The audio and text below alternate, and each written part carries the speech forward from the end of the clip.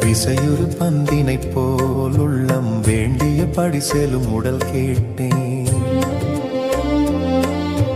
நசையரு மனங்கேட்டேன் நித்தம் நவமெனச் சுடர் தரும் உயிர் கேட்டேன். நல்லதோர் வீணை செய்தே அதை நலங்கெட புழுதியில் எரிவதுண்டோ? சொல்லடி சிவசக்தி என்னை சுடர் மிகும் அறிவுடன் படைத்து விட்டார்.